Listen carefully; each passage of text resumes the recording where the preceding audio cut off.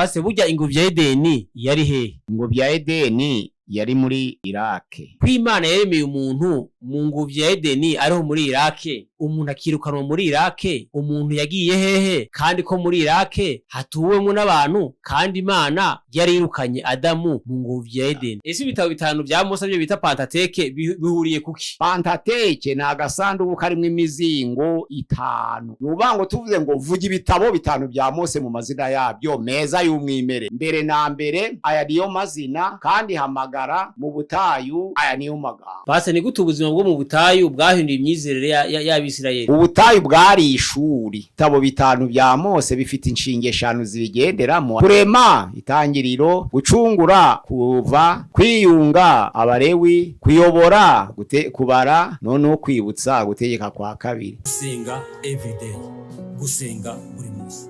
Nusenga uzanesha, nunanigwa gusenga uzaneshwa.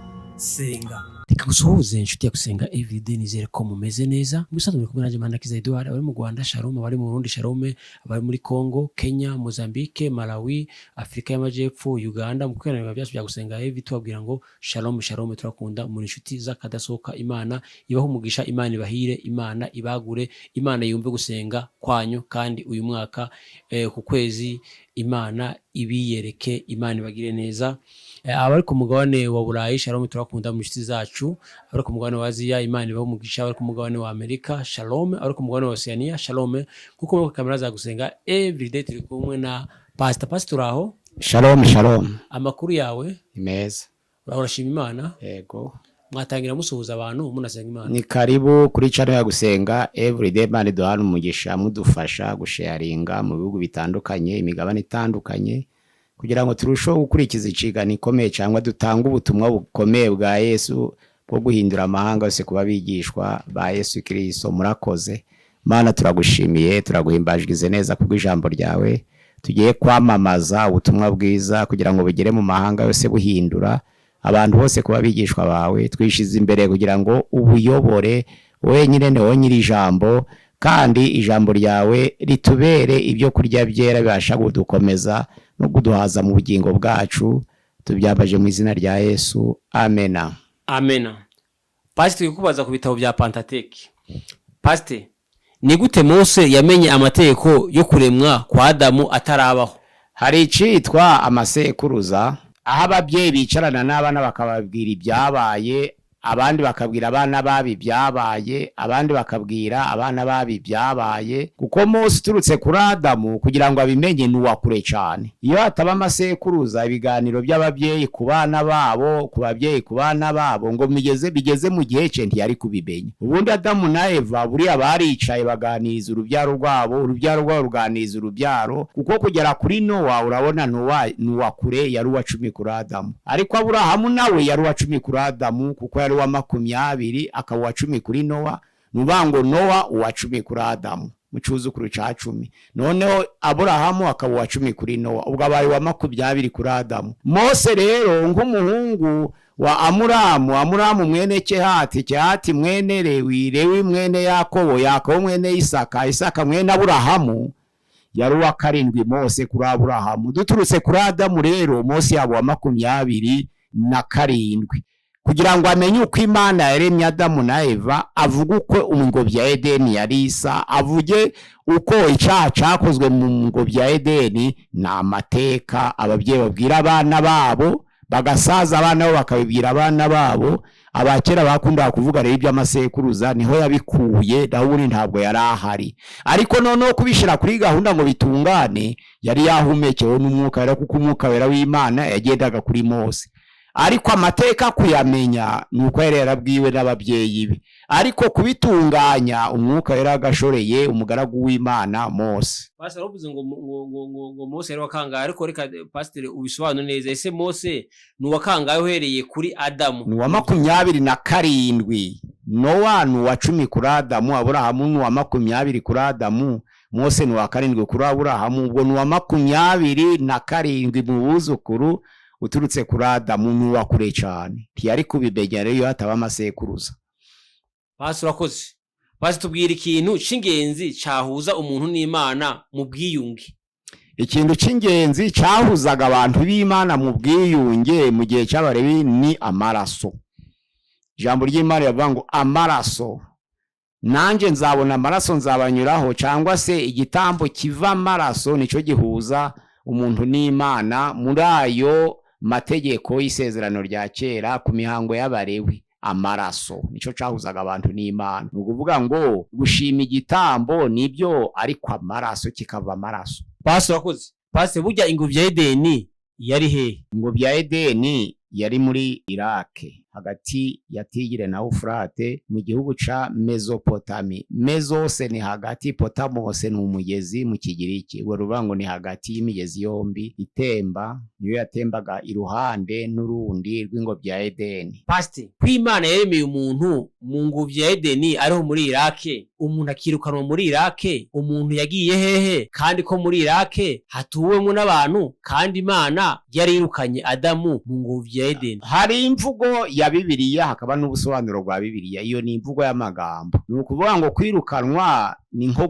gutandukana n'ubwiza bw'Imana, kuko bari bamaze gukora icyaha, ariko nta handi bagiye. Ahubwo nuko batandukanye n'ubwiza bw'Imana, communication igahagarara, ariko ntibigeze bahava. Ibyo ngo kwirukanwa Imana ikarindisha abakerubi kwari ugutandukana n'ubwiza bw'Imana, ariko nta kindi gihugu bagiyemo. Adamu na Eva banakomeje koroka baraho, ariko barambuwe ubwiza bw'Imana. Zo mpamvu mwitangiriye igice cyaho ca 2 umurongo wa 24 n'uwa 25 kuri 25 uravuga ngo uwo mugabo n'umugore we bambaraga ubusa ntibakorwe n'isoni, ariko ni igihe bari bacambuye ubwiza bw'Imana. Babutakaje rero babataye n'ubwiza bw'ingobyi, ubwo birarangiye. Urakoze. Pase, ese ibitabo 5 bya Mose byo bita Pentateuque bihuriye kuki? Ikintu bihuriyeho ni amategeko, kuko ibyo bitabo ubundi usomye mu gitabo ca Grison Arke ca commentaire introduction à l'Ancien Testament bitubwira ko cari igitabo kimwe mu ntangiriro z'ibihe. Ico kitabo kiza kugira imizingwe 5, arizo mpamvu banacise Pentateuque. Pante mu Kigiriki ni 5, Tecus mu Kilatini ni agasandugu. Ni ukuvuga ngo 5 agasandugu. Pentateuque na agasandugu karimwe imizingo 5, agasandugu karimwe imizingo 5.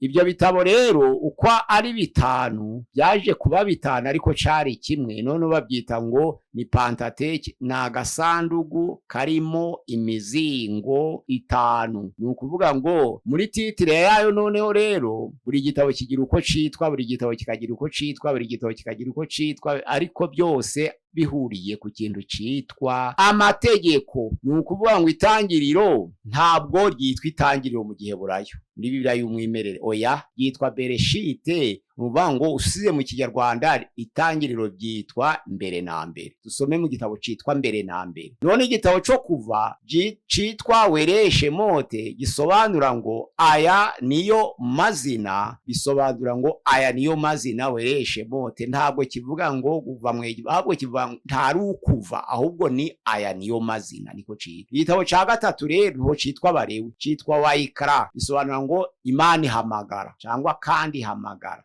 Ngo niryo zina. Izina rya 4 rero ry'igitabo citwa Kubara, ntabwo citwa kubara, ahubwo citwa mu butayu. Igitabo ca 5 rero citwa Gutegeka kwa 2, ntabwo ariko citwa. Mu gihe boro citwa Were Hadebarimu, aya niyo magambo. Naho mu butayu niho babyise ngo Bemidebar, mu butayu Bemidebar. Noneho aya niyo magambo Were Hadebarimu. Nubango Gutegeka kwa 2 ni Were Hadebarimu, aya niyo magambo. Nubango tuvuze ngo vuga ibitabo 5 bya Mose mu mazina yabyo meza y'umwimerere. Ntabwo wavuga ku itangiriro, kuva, Abalewi, Kubara, Gutegeka kwa 2 oya, ahubwo wavuga ngo mbere na mbere, aya niyo mazina, kandi hamagara, mu butayu, aya niyo magambo. Kabura birangije. Ibyo byitwa rero Bereshite, Wereshe Mote, Wayikra, Bemidebar, Were Hadebarim. Aya mategeko Imana yahaye Abisirayeli bonyene nibo yarageneye. Amategeko ntabwo agenera Abisirayeli bonyine, ahubwo kwari ukugira ngo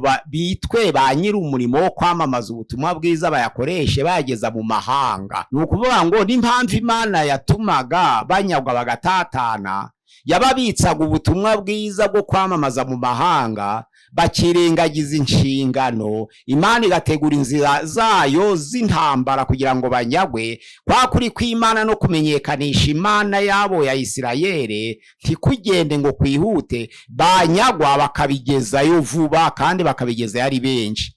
Na nico gihe cyaba Danieli bamamaza Imana, abakaruda bagapfukama bakayiramya, bakavuga ngo mu gihugu cyanje wari Nebukadinezari buntu wese aramya Imana yabari abasore Sadraki na Meshaki na Abedenego. Nuko yabaga yemeye Imana kubera igezeyo, igejejeyo no guhunga kw'Abisirayeli batatanye n'Abayuda. Ubwo nukuvuga ngo wari ubushake bw'Imana kugira ngo Abisirayeli banyagwe baje mu mahanga bamamaza iyo Mana, kuko inshingano yo kuyamamaza bari iwabo yarabananiraga. Na nizo mpamvu kugenda batatana kugira ngo bayamamaze imenyekane. Amategeko bahawe rero kwari kugira ngo bayigishe urubyaro rwabo bayamenye neza, ariko babwira amahanga yose iby'Imana ishaka, kuko niyo Mana iruta izindi mana kandi niyo yarebye abantu bose. Ibyo bigirwamana by'amahanga ntaho byaremye abantu, ariko Imana ya Isirayeli niyo yaremye abantu bose. Nizo mpamvu Imana yashaka ko abantu bose bayimenya. Pasi urakoze. Pasi buriya Imana yaremye isi mu minsi ngahe? Imana yaremye isi n'ibirimo byose ni mu minsi 6.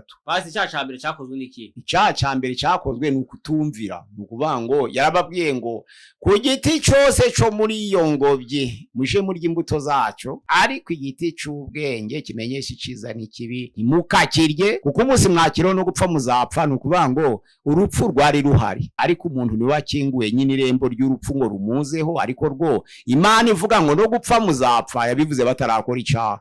Bisobanura ngo ntabwo ijambo urupfu ryazanywe nuko habaye icyaha, oya, ahubwo nuko icyaha cyakinguye umuryango w'urupfu rukagera ku bantu, ariko iryo zina ryahozeho ngo no gukoraho nupfa uzapfa. Kandi ijambo ry'Imana rivuga ngo urupfu rwazanywe n'umuntu umwe mw'isi, kuko icyaha cyazanywe n'umuntu umwe, cyaha kikazana urupfu, rwa rupfu rugera ku bantu bose, ariko rwaraturutse ku cyaha cyakozwe n'umuntu umwe. Urumva rero itegeko yo mu ngo bya Edeni umuntu agatambikira karivamo, icyo cyatumye haba kubabara no kurimbuka, bigasaba gucungurwa na Adamu wa kabiri. Basi niki Imana yasezeranye na Aburahamu? Imana yamusezeraniye kuzaba sekuruza w'amahanga, ni isezerano rikomeye. Iravuga ngo uzaba sekuruza w'amahanga. Imusezeraniya kumuha umugisha, imusezeranira kugwiza urubyaro, imusezeranira umugisha bazamuha umugisha, imusezerana kuvuma bazamuvuma, imusezeranira kwamamaza iyo Mana. Ni byinshi yamusezeraniye. Urakoze Pasi. Kuki Abisirayeli babaye imbata mu gihugu cya Egiputa? Babaye imbata mu gihugu cya Egiputa kubera imyifatire itaranejeje Imana ya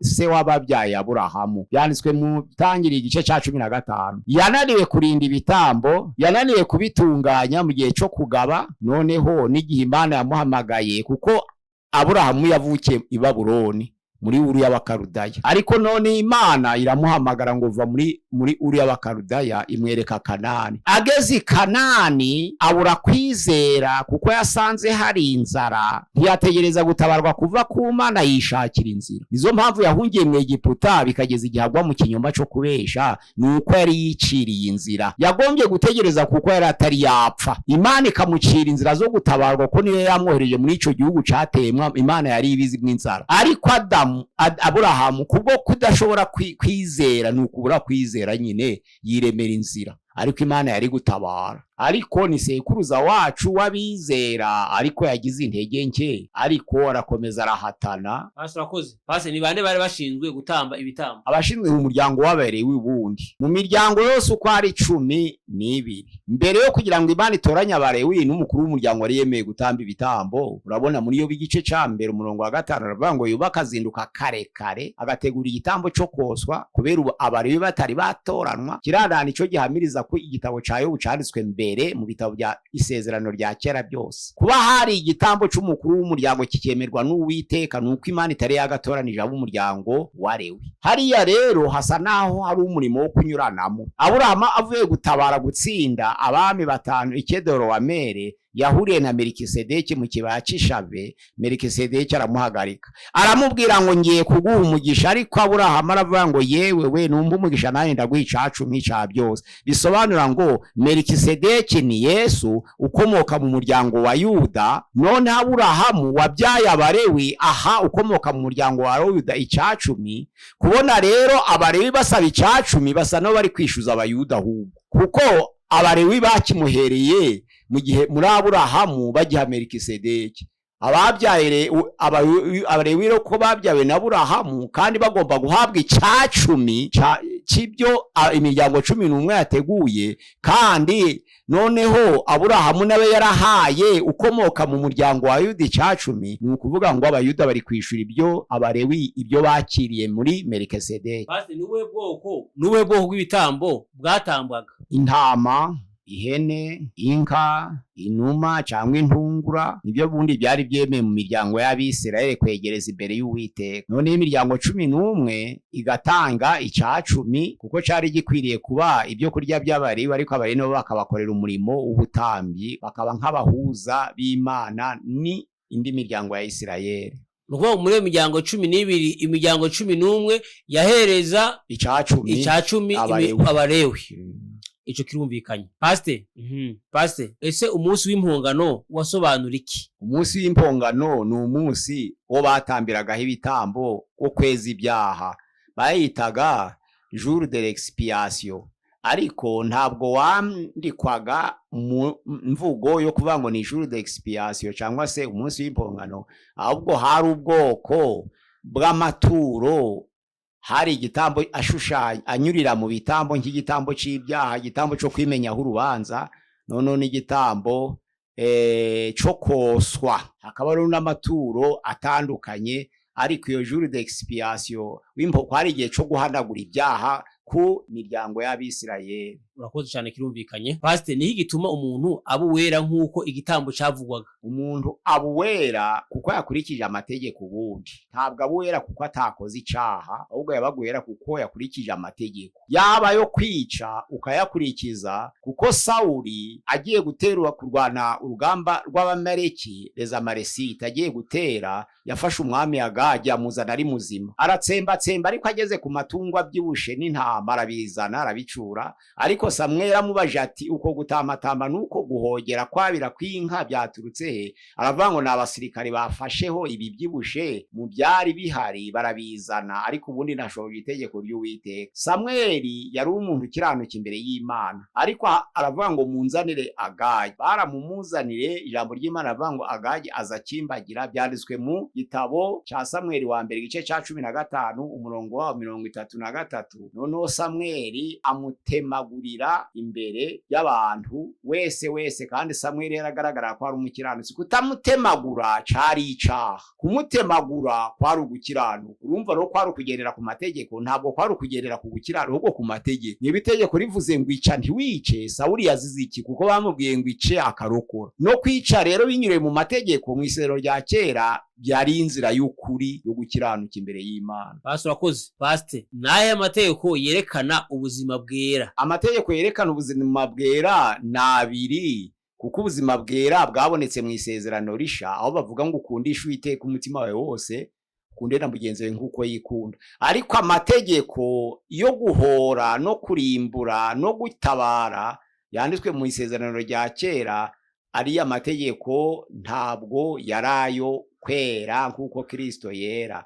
Petero yaravuze ngo mwe murabera mu ngeso zanyu zose, kuko yabahamagaye yera nk'uko byanditswe ngo muzababera nk'uko n'Imana ari yera. Bavugaga muri Yesu. Wakoze pasi kuko igitabo cyitwa kubara nuko habaye icyambere babaruye amazina y'abagiye kuzaja mu gihugu c'isezerano, kandi bikorerwa mu butayu. Ariko kucita kubara nuko bakoze ibarura resansema yo kubarura abazinjira mu gihugu c'isezerano. Hasigaye bangaye ko benshi bari baguye mu butayu. Urakoze. Pastor, Abisirayeli bamaze imyaka ingahe mu butayu? Bamaze imyaka 40 mu butayu, ariko ni hagati ya 38 na 40 kuva Kadeshi Barineba, ariko nibiri mu myiteguro ni 40 neza mu butayu y'urugendo. Rwagombye gukorwa iminsi 11 n'amaguru, kuva ku musozi Sinayi kugera i Kanani muri Palestine. Ku musozi wa Sinayi bashaka ko bamaze hafi imyaka 2 aho n'utundi hafi imyaka 2 igomba kuzura. Ubwo yose kuzura 40. Noneho rero ku rugendo rw'imisi 11 ku maguru. Urakoze Pastor, niki cyatumye batinjira mu gihugu c'isezerano vuba? Icyatumye batinjira mu gihugu c'isezerano vuba bari bararamije ibigirwamana cyane. Byarabaseseye. Imyaka 430 ni nyinshi. Byari mw'ibisekuruza birenga 8. Ku ijambo ry'Imana rivuga ngo abagiyeyo nk'imiryango 70. Igitabo cyo kuva igice ca mbere ku murongo wa 1 kugeza kwa 7 bagarutse ari 600. Usomye kuva igice ca 12 umurongo wa 37. Urumva bari benshi, bari baragwiriye. Abo bose kandi 600 byari byaravukiye mu Egiputa. Nta numwe waruzi by'Imana, ahubwo bose bari baragishijwe iby'ibigirwamana. Imana iravuga rero ngo aba bantu bose barangije kuranya ibigirwamana bikabacengera bikaja no mu maraso. Bagomba gushirira mu butayu, ahubwo babyariye mu bitayu batazi Imana zo mu Egiputa aribo baje Kanani. Noneho nzatangirane n'abantu bazima batiyandurishije ibigirwamana by'abanyamahanga. Nizo mpamvu bashiriye mu butayu, kubakereza bwari ubushake bw'Imana gusa. Imana yarizi ko ari imisi 11 ariko ibishira mu myaka 40 kugira ngo abantu bose baramije ibigirwamana bashobora kubarwa be bamaze gushira. Pastor, nizihe mbogamizi bahuye nazo mu rugendo? Bahuye n'intambara cyane. Imbogamizi zo mu rugendo zo ni nyinshi, ariko ikigaragara gikomeye ni intambara n'indwara, kuko bariwe n'inzoka, bahura n'intambara, bicwa n'inzara. Ibyo ni ibiza bitera abantu bikanabarima. Ariko imbeho, imvura, abambuzi, ibyo byose biraba, ariko igikomeye ni intambara, ni inzara, ni indwara. Urakoze Pastor, niki twakwigira ku mateka yabo? Amateka yabo nuko natwe turi mu rugendo nkabo. Urugendo rwo kuva mu Egiputa, Misiri kuja muri Palestine ni nk'urugendo rw'abana b'Imana. Uyu munsi wa none tuva mu isi y'ibyaha tuja mu ijuru. Abisirayeli kuko ryari itorero riri mu isi y'ibyaha, bagafata urugendo bava mu Egiputa baje Kanani. Urwo rugendo nibyo bahuriyemo. Natwe abitorero tuzahura n'ibigeragezo biturutse mu bayuda dusengana. Abayuda bisobanura ngo nabiyitirira abanyamadini. Abanyamadini dusengana bateza ibibazo, abo muvukana bateza ibibazo. Ibyo byose muri urugendo rwo kuja mu ijuru bishara kubera inzitizi abana b'Imana mu rugendo, kuko barageragejwe ariko nabo ubwabo hagati yabo haba kurimburana. Ni ukuvuga rero ngo ibyo bigeragezo natwe itorero bagenda bahura naryo. N'inzara ntiyigeze ishira, n'indwara ntizashize, ndetse n'intambara ntizashize, ariko noneho mwisezerano rishakaza ibyo mu buryo bw'umwuka. Noneho iby'umubiri bikabaho, hakabona intambara zo mu mwuka z'abadayimoni, hakabona inzara ijambo ry'Imana. Ibiriza byo ni byinshi. Amakimbirane atari ugufata imiheto yo mu mitima, ugasanga rero ibyo byose abana b'Imana nibyo bari kurwana nabyo muri urugendo rwo kuja muri Kanani yo mu ijuru. Angrosso modo, atari Kanani y'isi. Angrosso modo niki twabigiraho mu magambo magufi? Twabigira kurwana intambara twihangaje. Urakoze cyane Pastor. Kuki Mose yasubiyemo amategeko? Yasubiyemo amategeko bari barayibagiwe. Ikindi burya baramusuzuguraga benshi bakanamurwanya cyane nk'abo yavukanaga nabo. Gusubiramo kwari ukugira ngo akarabira imbere yabo ngo abatazayumvira bazarimbuka. Abasubiriramo rero avuga ati aba bagiye kugera mu gihe cyo kwinjira mu gihugu c'isezerano, repetition de la loi muri Deuteronome, gutegeka kwa 2, bagiye kwambuka. Bazagereyo bikiri muri memware, kuko bari babiheruka mu gitabo cyo kuva. Igitabo noneho cyo gusubiramo amategeko ni ugusubira mu byagezwe cyangwa mu mategeko, kiba nko kwibutsa ibiri mu gitabo cyo kuva ngo bagere Kanani bikiri bisha muri memware no mu bitekerezo byabo. Urakoze Pastor. Niki Mose yabwiye Abisirayeli mbere yo gupfa? Yarababwiye ngo mukomeze urugendo. Yabasigiye Yosuwa, arababwira ngo muzamwumvire, mugendere mu isezerano ry'Uwiteka nk'uko n'Uwiteka yarigendeye. Mu biranditswe usomye mu gitabo cyo gutegeka kwa 2 kuri 34 birahari. Ni ukubahiriza amategeko y'Imana nk'uko na Mose ayubahirizaga, bitegeka Yosuwa. Abwira Abisirayeli rero ko bagomba kuguma mu mategeko y'Imana. Pastor, akoze Pastor, nahe mahitamo Imana yahaye abantu? N'urupfu Imana yahaye ibintu bibiri. Gutegeka kwa 2 gice ca 30 umurongo wa 15. Dore nshize imbere yawe ibyiza n'ubugingo, nshize imbere yawe ibintu urupfu, hitamo. umuntu rero afite umudendezo wo guhitamo urupfu n'ibibi cyangwa agahitamo ibyiza n'ubugingo akabaho, cyangwa urupfu n'ibibi agapfa. Nyine biri mu mudendezo w'umuntu. Mu gutegeka kwa kabiri Mose yabitegetse abantu. Pastor akoze. Pastor, ni gute amategeko ya Mose afitanye isano n'ubutumwa bwa Yesu? Afitanye isano n'ubutumwa bwa Yesu kuko ntabwo kwizera guhindura ubusa amategeko, niko Paulo yavuze. Ese duhinduze ubusa amategeko kubwo kwizera abantu ngo ntibikabeho, ahubwo kwizera gutuma dusoza amategeko. Pastor, niki cyabaye ku musozi wa Nebo? Pastor, naye magambo akomeye Mose yasize. Amagambo akomeye ni ukugira ngo mwubahirize isezerano ry'Uwiteka kandi mwubahirize ibyategetswe. Pastor akoze. Pastor, ni gute amategeko ya Mose? Pastor akoze. Niki cyatumye abantu benshi batsindwa nk'Abisirayeli mu butayu? Mu gihe tugezemo abantu benshi bararambiwe gutegereza. Ubundi iyo haba gutegereza bisaba kwihangana n'imbuto y'umwuka, ariko gutegereza byananiye abantu. Nizo mpamvu abantu baravuga ngo Yesu atinze kugaruka, ariko ijambo ry'Imana Petero yanditse rivuga ngo ntabwo Uwiteka atinze isezerano rye nk'uko abantu batekereza ko iritinza, ahubwo itegereza yihanganye ko idashaka kuhagira n'umwe urimbuka, ahubwo abantu bihane. Abantu bararambirwa gutegereza. Nizo mpamvu akenshi na kenshi mu minsi y'imperuka turi kubona ibimenyetso biraga iminsi y'imperuka byo gukanguza abantu bananiwe gutegereza ibimenyetso. Pastor urakoze. Pastor, niki cyaguye mu ijuru kikagaburira Abisirayeli? Manu, ubundi yari manu y'imitsima, ariko yashushanyaga umutsima w'ubugingo, ariko Yesu, kuko Yesu niwe mutsima wavuye mu ijuru, ariko mu isezerano rya kera hazaga manu, kamanuka ikabira ibyo kurya Abisirayeli bari mu butayu. Ndetse kuwa munsi wa gatandatu ariyo vanderedi hakabanuka ibyo kurya by'iminsi ibiri, kugira ngo umunsi wa gatandatu n'uwa karindwi barye, ariko wa karindwi batakoze kubwo kubahiriza amategeko. Ibyo kurya rero bikava mu ijuru bikabagaburira. Pastor urakoze. Pastor, ese Yesu avugwa muri aya mategeko ya Mose? Yesu aravugwa kenshi, n'igitambo cye kiragaragara mu isezerano rya kera. Mu itangira igice cyaho ca 3:21 riratungo ryabazwe ryashushanyaga Kristo uzaba igitambo c'abari mu isi bose. Noneho rero muri buri gitabo Yesu aravugwa. Mu gitabo cyo ku itangiriro hari Melikisedeki, ni Yesu. Noneho mu gitabo cyo kuva itangiriro Melikisedeki ni Yesu, ariko kuva noneho Yesu niwe mwami w'amategeko aravugwa. Ni ukuvuga ngo niwe ukomokwaho n'Abayuda, ukomoka mu muryango wa Yuda. Pastor urakoze. Pastor, ni gute igitekerezo c'isezerano gitangirira mu itangiriro ikagera ku mpinduka zikomeye mu bitabo bya Mose? Amasezerano y'Imana yatangiriye no kuremwa k'umwana w'umuntu, kandi Imana igiye kuyobora umuntu igirana n'amasezerano. Amasezerano y'Imana rero ntabwo arangiriye mu bitabo bya Mose gusa. Amasezerano y'Imana nayiteka. Niyo itandukano riri hagati y'isezerano rya kera Imana yagiranye na Nowa, Aburahamu na Mose. Imana yagiranye na Adamu isezerano rikomeye. Imana yagiranye na Nowa isezerano ryo kuzagwiza urubyaro rumukomokaho. Imana yagiranye na Mose kuzaba umucunguzi w'iteraniro ry'Abisirayeli, akabayobora bakazagira mu gihugu c'isezerano, akabaha amategeko. Niryo sezerano yatanze, kuko biriya bitabo nk'uko twabivuze ko bihuriye ku mategeko byose birabigaragaza.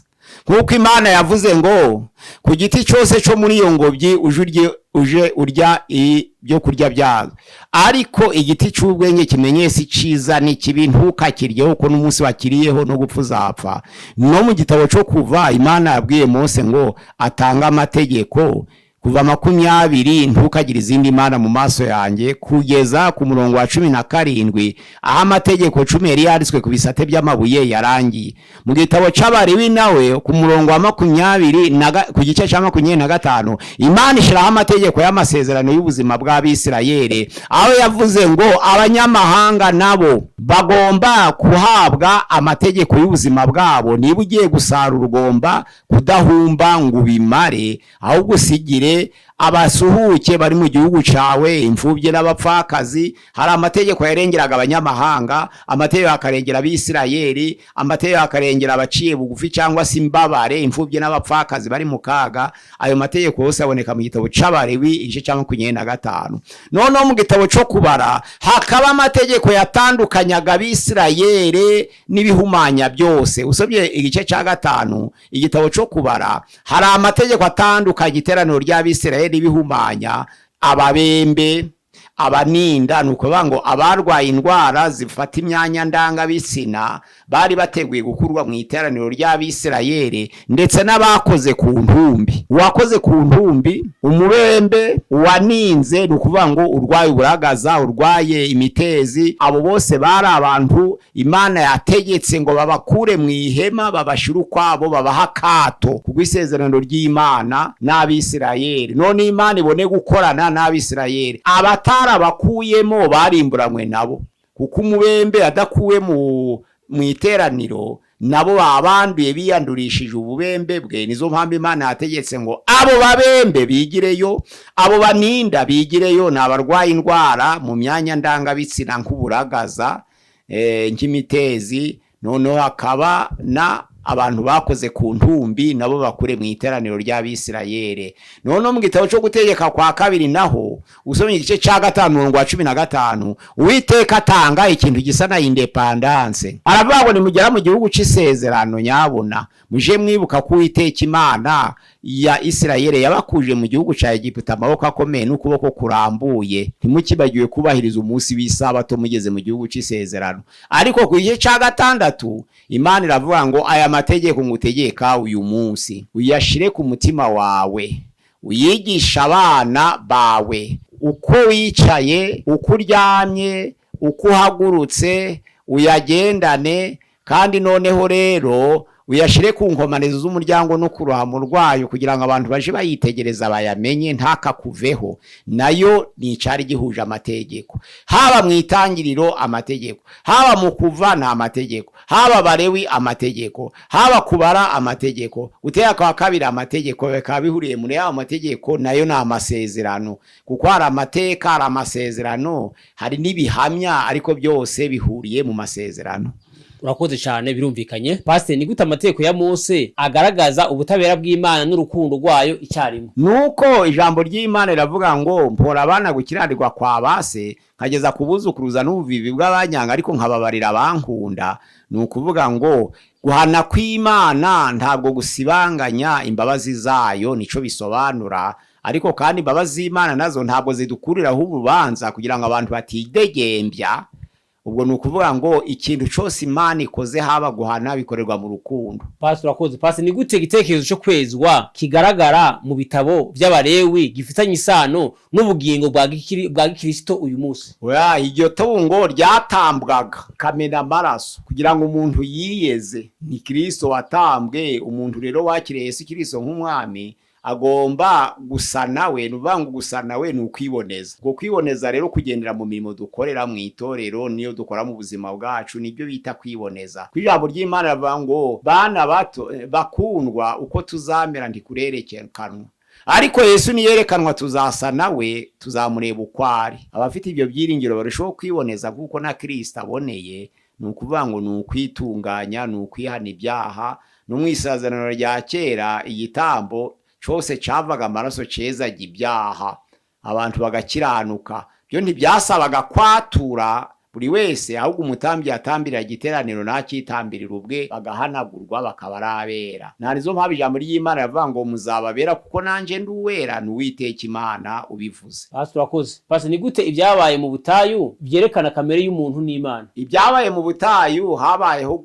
igisa no gukirana kuki, kuko batubahirije isezerano ry'Imana. Noneho bagatambikira bagashaka gutekereza kubwo kubura kwizera gusubira mu Egiputa. Haba ikintu citwa noneho nko gukirana. Nizo mpamvu bavuga ngo amazi y'Imeriba, ubusharire, ngo nuko abantu bakiranije Imana, Mose n'Imana. Abo bantu rero bakiranije Mose n'Imana bahita Imeriba. Kuyobora abisirayeli mu butayu kuri Mose byari intambara n'ubundi kuko batumvaga. Byageraga igihe Mose mbere ashaka no kwiyahura akavuga ngo niba ushaka kurimbura aba bantu umpanagure mu gitabo cyawe cy'ubugingo, ariko Uwiteka aravuga ngo uncumuyeho niye mpanagura. Nuko bari batambikiriye bakarema ikigirwamana c'ikimasa, Mose yagiye kubonana n'Uwiteka, yatinda bakarambirwa bakiremera ikigirwamana bibwira ko arico kizabageza mu gihugu c'isezerano, ariko kwari ukubura kwizera. Uwiteka Imana yari yabahaye umucunguzi ngo abayobore,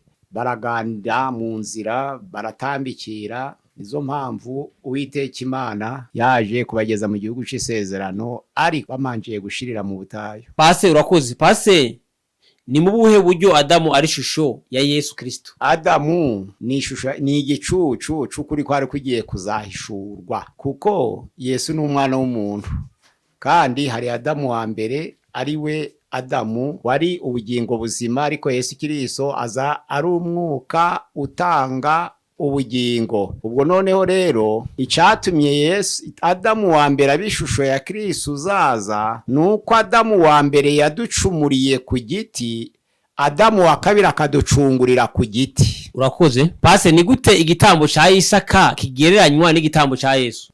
Cyari kiva amaraso, ariko giturutse ku mwana wavutse mu buryo bw'ibitangaza. Rega burya mu kuvuka kwa Isaka ntabwo Sara yari afite ibimenyetso by'ububyeyi ko yabasha kongera kubyara. Aburahamu yari ashaje, ariko abagabo ntibasaza, ariko Sara yari yararangije ibimenyetso byo kubyara. Umwana Isaka rero Bibiliya mu Bagalati igice ca 4 atubwira ko yaturutse mu ijuru. Nizo mpamvu ari ikimenyetso na Yesu Kristo nawe inda ya Mariya ntabwo yari iy'umugabo, kuko ntabwo yavutse mu bushake bw'umugabo, ahubwo yari iy'umwuka wera. Isaka nawe kuko nyina atagaragazaga ibimenyetso by'ububyeyi, yaje avuye mu ijuru, niko mu Bagalati yavuga igice ca 4. Ubwo noneho rero aba ishusho ya Kristo, kuko nawe yabambwe nk'igitambo kizima, noneho abambwa nawe yaraturutse mu ijuru nka Yesu. Pase, ni gute Pasika ari ikigereranyo c'amaraso ya Kristo? Pasika ni ikigereranyo c'amaraso ya Kristo. Yitwa Pasika kunyuraho, ariko amaraso yasizwe ku nkomanizo no ku ruhamo rw'umuryango mu gihe Abisirayeli baba bari kuva mu Egiputa. Niyo marayika yitegerezaga kugira ngo Abisirayeli babashe kurengerwa, ariko ijambo ry'Imana avuga ngo nanje nimbona amaraso nzabanyuraho, bisobanura ngo Pasika ntiyabaho atari amaraso. Urakoze. Pase, ni gute manu yo mu butayu igereranywa na Yesu nk'umukati w'ubugingo? Oya, na Yesu ni umutsima wavuye mu ijuru. Muri Yohana 6 turutse kuri 34 kugeza kuri 54, ni umutsima wavuye mu ijuru, ariko igatandukana na manu yo mu butayu, kuko basogokuruza ba Isirayeli yabwiraga ngo bari uwo mutsima wavuye mu ijuru barerenga barapfa, ariko uri umutsima w'ubugingo ari wo mubiri wa Yesu ntazapfa iteka ryose, afite ubugingo buriwe.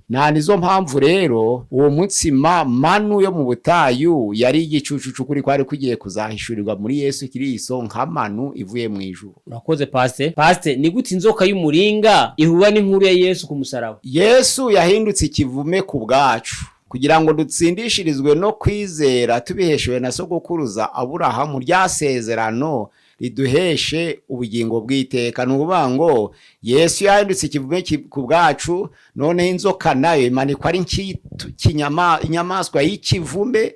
Yesu kuba ikivume yikorera ibyaha byose, ahinduka ikivume nk'iyo nzoka. Nizo mpamvu nayo yashushanyaga Kristo. Urebye Kristo wabambwe ku musaraba arakira, kuko ari yikoreye ibibi byose by'abantu. Urebye iyo nzoka nawe nubwo Mose atamuteguje ngo uyirebe, arakira uburibwe. Urakoze Pastor. Pastor, ni gute amategeko ya Mose atandukanye n'andi mahanga ya kera nka Babuloni? Amategeko ya Mose atandukanye n'amategeko y'ibindi bihugu by'amahanga, kuko Imana ni imwe. Ubundi bari muri monotheisme. Imana imwe rero amategeko yayo ni amategeko adahinduka, ariko amategeko y'ibihugu ariyo mategeko y'ibigirwamana yaje agahinduka kurikije ubuyobozi buhari. Ay'Imana rero ntahinduka. Narizo mpamvu ijambo ry'Imana riravuga ngo uko isi ntabwo itegeko rizahinduka. Urakoze. Pase nurihe ruhara rw'abarewi mu muryango w'Abisirayeli? Umuryango w'abarewi mu Bisirayeli ni abahereza, nibo bahawe umurimo w'ubutambyi, kandi bakaba bakomoka nyine kuri Lewi bose. Imana imaze gutoranya uwo muryango kugira ngo ubere abatambyi imiryango 11. Noneho rero kugira ngo abarewi bakire ica 10 c'imiryango 11 kwari nko kugarura ico Aburahamu yahaye Melikisedeki, kuko niwe wabyabarewi, kandi Aburahamu ahereza Melikisedeki ica 10 ca byose Lewi yarakiri mu mubiri we. Noneho Lewi ari mu mubiri wa Aburahamu aha Melikisedeki ica 10. Melikisedeki ukomoka kuri Yuda, ni ukuvuga ngo aho ngaho abarewi bari guha Abayuda. Bihindutse rero abarewi bahawe umurimo, baravuga ngo indi miryango 11 yose yongera itanga ica 10, n'Abayuda batanga ica 10 bagihereza abarewi. Ubwo bivuga ngo bagaruraga ibyo bariye. Urakoze Pase kuko igitambo c'amatungo cari ingenzi cyane ico gihe n'amaraso. Buriya Kayini yagiye imbere w'Uwiteka n'Abeli, nubwo benshi nyine bavuga ibyo ibisarurwa n'amatungo, ariko igitambo c'amaraso ni ingenzi, ariko ntarico catumye Kayini adatsindishirizwa, ahubwo nuko yagiraga umutima mubi. Abeli rero yagize umutima mwiza, ajana n'igitambo kiva amaraso. Kayini agira umutima mubi, atanajanye n'igitambo kiva amaraso. Ariko Imana ntabwo yavuze ko igitambo kitava amaraso catumye Kayini adatsindishirizwa, ahubwo ijambo ry'Imana ryaramubwiye ngo ubabajwe n'iki? Nukora ibyiza nturemerwa, ariko nudakora ibyiza ibyaha byituga tugiye ku rugi, kandi wowe bishaka ariko ukwiye kubitegeka. Nukuvuga ngo umutima mubi wa Kayini ni watumye adatsindishirizwa n'ituro rye ritemerwa. None umutima mwiza wa Abeli utuma ituro rye ryemerwa, kwizera kwe kurarishimisha no kuva amaraso kwaryo, ariko noneho itungo rishimwa kubera amaraso. Pase ni gute ubuzima bwo mu butayu bwahinduye imyizerere y'Abisirayeli? Bwarayihinduye cyane. Abenshi bavuye mu Egiputa batazi ibyari byo nico bakurikiye icyari cyo, ariko kuko ubutayu bwari ishuri, kuko bira bitabo 5 bya Mose bifite inshinge 5 zibigenderamo, ariko zitwereka ko ubutayu bwo kubara bwari inzira iruhije. Nubango kurema itangiriro, gucungura, kuva, kwiyunga Abarewi, kuyobora, kubara, none kwibutsa gutegeka kwa kabiri. Ubwo none ro mu butayu habaye ikintu cyo kubabara. Mu kubabara bihinduka ishuri. Nandizo mpamvu Yakobo igice ca 1 umurongo wa 2 aravuga ngo ntimucogore nimugurwa gitumo nibibagerageza by'uburyo bwinshi, kuko kugerageza uko kwizera kwanyu gutuma mushikama, noneho mugakomerera mu kwizera, noneho mwamara kwihangana mukagaragara ko mutunganye mutabuzeho na gato. Bisobanura ngo ibigeragezo byo mu butayu nyine ryari ishuri ryo kubakuza kugira ngo bagere ku rugero rushitse rwo kwinjira mu gihugu c'isezerano. Urakoze cyane. Base ni gute gahunda y'igihugu c'isezerano yahindutse inkingi y'ukwemera kwabo? Igihugu c'isezerano cashushanyaga kwa ijuru, kandi abizera ba none bakomezwa nuko bafite igihugu c'isezerano, kuko mu Bahero 13 umurongo waho wa 6 kugeza kwa 13 aravuga ngo ntabwo dufite umudugudu hano mw'isi, ahubwo dutegereje uzaza nukuvuga ngo wo mwijuru. Nizo mpamvu Palestine y'ico gihe ariyo yari Kanani y'isi yashushanyaga ijuru, yari inkingi nyine y'iteraniro ry'Isirayeli. Base urakoze. Base ni kuko Imana yemeye ko Abisirayeli bamara imyaka 40 mu butayu aho kubinjiza ako kanya? Nuko bari barasogongeye kubigirwamana n'inyigisho z'ibigirwamana by'Abanyegiputa. Nibyo bari bazi, nibyo bavukiyemo, nibyo baramazemo igihe kirekire, nibyo baramyaga, nibyo bari bazi no kuramya. None bababwiye Imana birabagora kubyumva. Imana iravuga ngo aba bose bafite ibitekerezo by'ibigirwamana byo mu Egiputa barabanza gushirira ahangaha. Sinshaka ko buriya bwandu ira virusi yo kuramya ibigirwamana by'Abanyegiputa igerera mu gihugu c'isezerano c'Ikanani. Kuko Ikanani nahera kandi hashushanyaga ijuru rya none. Ubwo nubango baragerayo arabera, baratandukanye n'ibitekerezo by'ibigirwamana bahuriye nabyo mu Egiputa. None bashirire mu butayu, ahasigaye hazagereyo abafite imitima itunganye. Ijambo ry'Imana tugira ko Yosuwa na Kare uko bakiranukiye Imana rero bagezeyo. Abagezeyo bose nabavukiye mu butayu batasogongeye ku nyigisho z'ibigirwamana by'Abanyegiputa. Imana yabikoreye kugira ngo bishirire mu butayu ibyo kwanduza igihugu. urakoze pasite. Pasite, ni irihe somo rikomeye riri mu kudakiranuka kw'Abisirayeli inshuro nyinshi? kudakiranuka kw'Abisirayeli bigereranya itorero rega ryari itorero mu isi y'ibyaha. Na n'uyu munsi abantu baranambiwe gutegereza. Imana rero iyo haje ibibazo ni nko kubakanguza ibimenyetso kugira ngo bongere bibuke aho bari bari. Turi mu rugendo rwo kuja mu ijuru rero, nk'uko Abisirayeli bari mu butayu baja muri Kanani y'isi, natwe turi mu rugendo nk'itorero riri mu isi y'ibyaha ariko tugana mu ijuru, arico gihugu cacu c'isezerano. Ni ukuvuga ngo birashushanya kuko Isirayeli cyari igicucu c'itorero rizabaho, na niryo ryari mu butayu ryayoborwaga na Mose, rishushanya itorero ry'uyu munsi. Ibigeragezo bahuye nabyo natwe turi guhura nabyo. Bahuye n'intambara, bahuye n'indwara, bahuye n'inzara, natwe nuko. Ariko twewe ibituzonga ni ibyo mu buryo bw'umwuka. Hari intambara hakaba ari intambara yo mu mwuka, hari inzara hakaba n'inzara y'umwuka y'ijambo ry'Imana. Iyo dukirana twewe nk'abera b'Imana, ijambo ry'Imana rivuga ngo kuko tudakirana n'abafite inyama n'amaraso, ahubwo tukirana n'abatware n'abategeka n'abatware b'isi n'abategeka isi y'umwijima n'imyuka mibi y'ahantu ho mu ijuru. Iyo myuka mibi kuri twe niyo ntambara. Noneho hakaba n'indwara, indwara ziterwa no kutandukana n'Imana, zikaba indwara zo banditse mu Bakorinto wa mbere 11 umurongo waho wa 26 kugeza 30 bavuga ngo nico gituma bamwe barwaragurika, ni indwara zo mu buryo bw'umwuka. Nico gituma bamwe barwaragurika, ni intege nke zo mu buryo bw'umwuka. Nibyo ibyo biza rero bagiye bahura nabyo, natwe duhura nabyo, ariko twe bikaza mu buryo bw'umwuka. Ariko n'iby'umubiri ntitubisimbuka, ko no ku mubiri turarwara, no gusonza turasonza, no kurwana turarwana. Ariko hakaba nibiza bisa n'intambara n'inzara n'indwara byo mu mwuka. Hari inzara y'ijambo ry'Imana, hari inzara yo gutandukana n'Imana mu buryo bw'umwuka, tukamera nk'itorero ry'Isarudi, naryo barabihanurira itorero ry'uyu munsi. Urakoze pasite. Pasite, ni gute umuntu asobanura igihano c'Imana mu muco w'urukundo, nk'urugero nk'umwuzure wa Sodomu n'umwuzure canke nk'umuriro wabaye Sodomu na Gomora? Igihano c'Imana kubakoze ibyaha ntabwo gisibanganya imbabazi. Imbabazi nazo kuko zidakuraho urubanza. Igihano c'Imana gikorera mu rukundo. Nizo mpamvu ijambo rivuga ngo mpora abana gukiranirwa kwa base ageza kubuzukuruza n'ubuvivi bw'abanyanga, ariko nkababarira abankunda, aribo bitondera amategeko yanje. Harimo urukundo, donko ni mu rukundo. Pastor urakoze. Pastor, kuki amategeko menshi yo mu Balewi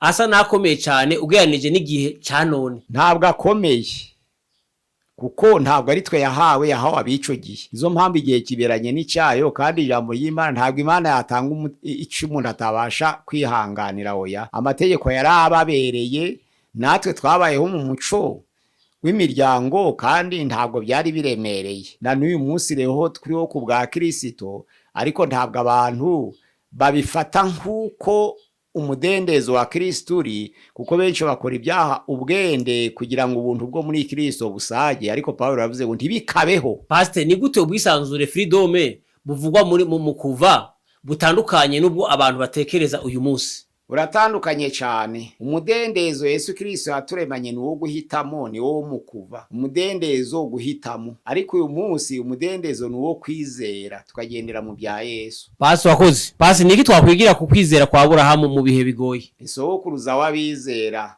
mu bihe bigoye turihangana. Wabashe kwihangana. Ijambo ry'Imana riravuga ngo kwizera niko kwatumye Aburahamu ava mu gihugu aja mu gihugu Imana imutegetse kujyamo, ariko afata urugendo kijamo atazi iyaja. Abizera rero mu bakurambere bacu banyuze mu bihe biruhije, haba ba Mose, haba ba Yosuwa, haba ba Aburahamu, banyuze mu bihe biruhije, ariko kwizera ijambo ry'Imana ravuga ngo ryatumye bahamya neza. Urakoze Pastor.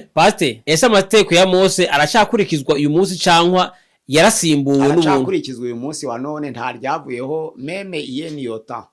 Ijambo ry'Imana ravuga ngo twahinduza ubusa ukwizera. Mu Baroma 3 tangire kuri 27 kugeza kuri 30 aravuga ngo ntabwo twahinduza ubusa kwizera. Oya, ahubwo dusohoza amategeko mu kwizera, tudahinduje ubusa amategeko ngo tuyahindurishe ubusa kwizera. Niko avuga. Ahubwo bituma tuyakomeza tukayasohoza. Pastor, ni gute wasobanura ubutabera bw'Imana mu guhana abantu benshi nko mu mwuzure? Oya, ubutabera bw'Imana buri mu rukundo. iyo umuntu ahisemo kurimbuka ararimbuka, kuko umuntu arembuka Imana ibangiye kumuhitishamo, ariko yakubahiriza umudendezo we akawugumana. Pastor urakoze. Pastor, ni irihe tandukano riri hagati y'idini n'umubano n'Imana muri Pentateuch? Muri Pentateuch ubundi idini bisobanura ibitambo, ni imihango. Idini ni uruhurirane rw'imihango abantu banyuriramo kugira ngo bashake Imana, kuko umwanda amaze gukora icyaha mu itangiriro yatandukanye n'Imana burundu, ariko none Imana yubaka ubwiyunge binyuriye mu bitambo. Nizo mpamvu ibyo bitambo nayo yari urwego rw'imihango. Ubu rero itorero niyerekwa ntabwo ari imihango, niho bitandukaniye. Urakoze. Pastor, ni uko abantu babona Pentateuch nk'ibitabo bikomeye kumva? Ntabwo bikomeye kumva, nta n'uwabivuze. Oya, kuko ntabwo birusha ibyahishuwe, ntabwo birusha Danieli, ntabwo birusha Ezekieli, ni amateka. Uwize wese yabyumva. Urakoze. Ese ni gute Pentateuch itegura inzira y'ubutumwa bwa Yesu Kristo? Oya, Pentateuch Mose niwe wari igicucu ca Yesu Kristo uzaza, kuko niwe umutambyi w'ibyo twizera tukabyatura. Ariko Kristo noneho rero yaje ari umutambyi ukomeye urusha Mose icubahiro, nk'uko icubahiro c'umwubatsi kiruta inzu. Urumva rero abavuye kuri Mose baja kuri Kristo ntabwo batakaye, ariko ntabwo bagiye kuri Yesu aruko banze Mose, ahubwo bagiye kuri Yesu kuko Yesu aruta Mose. Pastor urakoze. Pastor, ni gute ubuyobozi bwa Mose bushobora kugereranywa n'ubuyobozi bwo muri iki gihe? Si itorero yayoboraga, si na Yesu akaba ayobora itorero, kandi Mose akaba yarashushanyaga Kristo uzaza. Na nizo mpamvu yavuze mu Byakozwe mu gice cya 3:22 ngo Imana izaboherereza undi muhanuzi umeze nkanje, muzamwumvire. Nuko cari igicucu ca Kristo uzaza. Pastor, ni gute ushobora gusobanura kubaho k'umuntu w'umunyabyaha uhereye muri Pentateuch? Umunyabyaha abeshwaho no gucungurwa, nta kindi. Kuba umuntu iyo akora icyaha habaye gucungurwa guhoraho, ariko kwisubiramo buri mwaka. Ariko Yesu Kristo aje duhabwa gucungurwa kwiteka. Pastor, tugana ku musozo, ni gute Imana yihishurira buhoro buhoro muri ibi bitabo? Imana igaragara muri ya bitabo, kuko biriya bitabo byose byabaye mu butambyi, kandi ubutambyi ni ukwiyunga n'umuntu w'umunyabyaha n'Imana. Pastor wakoze, reka tukubwire ngo Imana iguhe umugisha. Mwese tubabwira mu kiganiro nawe ubutaha. Shalom shalom. Shalom.